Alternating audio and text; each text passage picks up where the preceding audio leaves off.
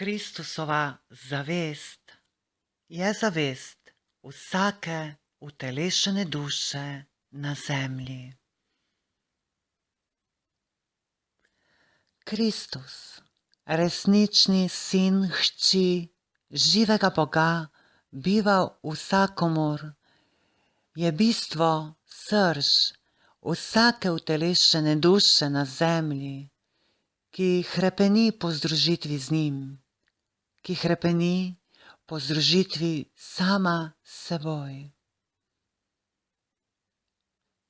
Ko duša sklene mir s seboj in z Bogom v sebi, hrepenenje se preobrazi v vedenje, da je ta Kristus, ki je v njej, njen nedeljiv del, ki ga ne rabi doseči z nekimi tehnikami razsvetljenja, ampak le prepoznati, priznati in sprejeti ga mora kot resnični del sebe, ki ga je pozabila zaradi samega utelešenja, ki je proces pozabljanja resnične božanske identitete.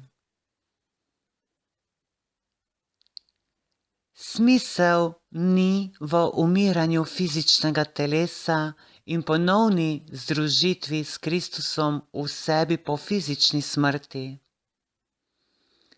temveč se zbuditi še v času fizičnega utelešenja. Torej vstati in delovati, kakor Kristus v tem zoženem dojemanju sveta v sebi in okoli sebe, saj vendar to je temeljna naloga vsake duše, ne pa poigravanje s karmo in zaradi nje znova vstopati na kolesje umiranja in rojevanja.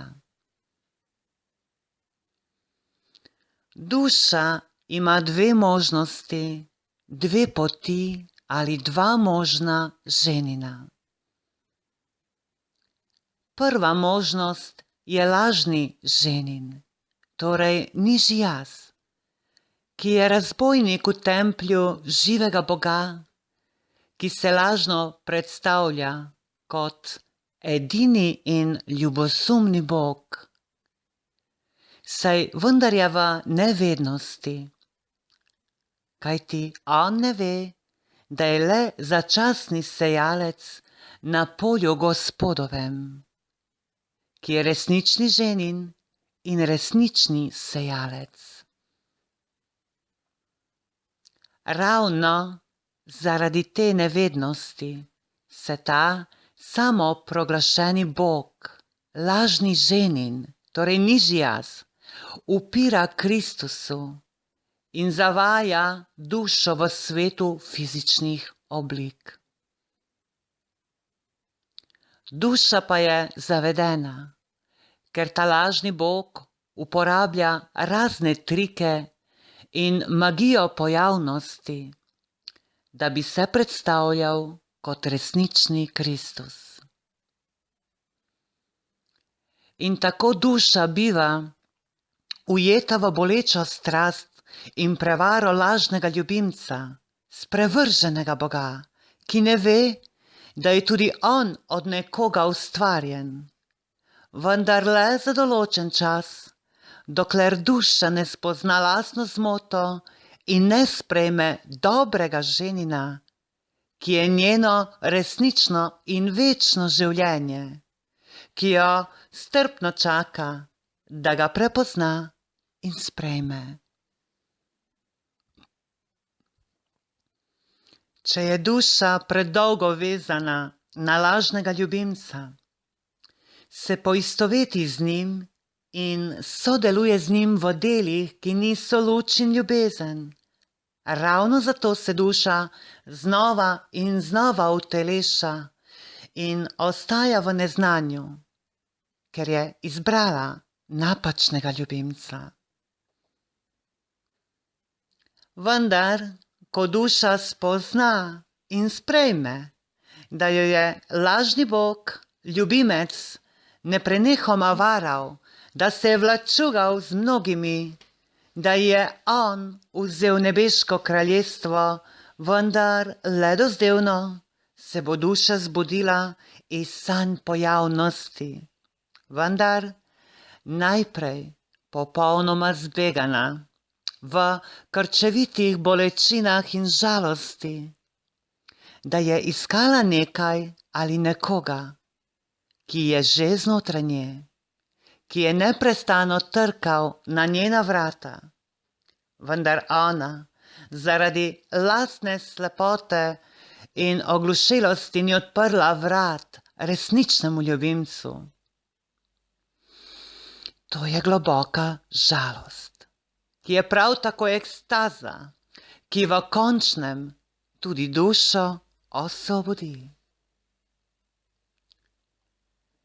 In po vsem tem se ona začne truditi, da bi dvorila, oziroma da bi vnovič osvojila resničnega ljubimca, medtem ko ji on pravi: ljubljena, ne trudi se, jaz sem resnični. Vedel sem, da se boš zbudila in me prepoznala, o moja draga.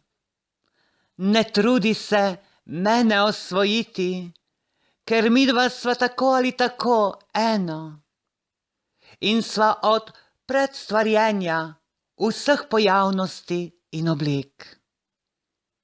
Sedaj je čas, da v mojem objemu svetlobe se prepoznaš kot jaz, da med nama več ne bode praznine in hrepenenja, da ne bodeva več dvojica, ampak eden Kristus, sin hči živega Boga.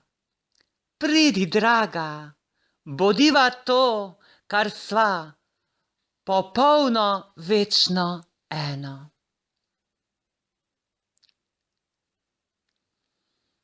In tako duša spozna sebe kot Kristusa, ki je neločljivi in nedeljivi del Boga.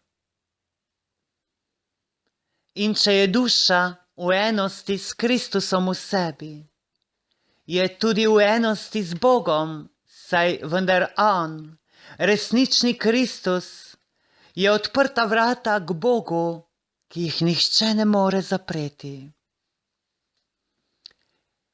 In naposled se je duša vrnila v nebeško kraljestvo, ki ga uresničuje v sebi, da bi kot resnični sejalec to udejanila tudi zunaj sebe, da se skozi njo proslavi Bog, ki je enega bistva z njo, torej njena ljubljena mogočna prisotnost jaz sem.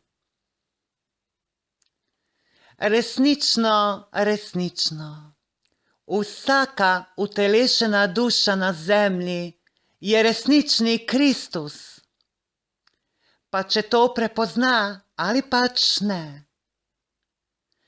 Na vsakem posamezniku je, da se odloči glede svoje dediščine, ali jo bo zahteval nazaj, ali pa bo še vedno sužen pojavnosti, ki je iluzija, mora, katero le smrt preseka za tiste, ki se ne prebudijo in ne priznajo sebe kot Kristusa.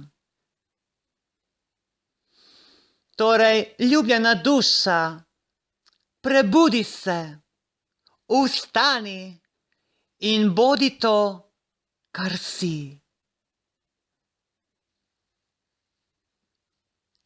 To je bilo kanalizirano sporočilo Svetega Duha, ki sem ga jaz, Ašana Jurič, prenesla v avgustu leta 2014.